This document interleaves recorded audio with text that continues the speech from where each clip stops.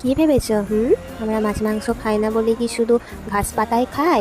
এরকমভাবে একবার পনির বানিয়ে তো দেখো, মাছ মাংস হার মানবে। তো চলো দেখে নেওয়া যাক। প্রথমে এইভাবে পনিরগুলিকে কেটে নুন, গোলমরিচ এবং লঙ্কা গুঁড়ো দিয়ে একটু মাখিয়ে রাখলাম।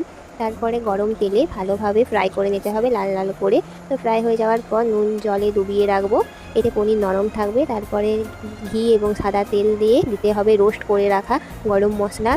তারপর পেঁয়াজ বাটা এবং আদা রসুন বাটা দিয়ে ভালোভাবে কষাতে হবে।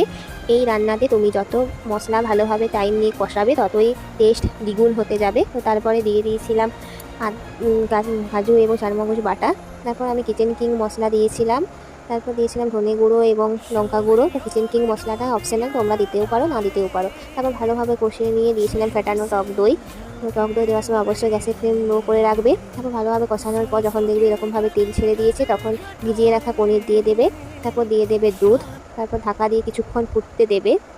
তো যেহেতু আমি নুন জলে ডুবিয়ে রেখেছিলাম, তাই এক্সট্রা করে আর কোনো কিছু অ্যাড করিনি। তো নামাবার আগে চেরা কাঁচা লঙ্কা, ঘি এবং গরম মশলা দিয়ে পরিবেশন করো।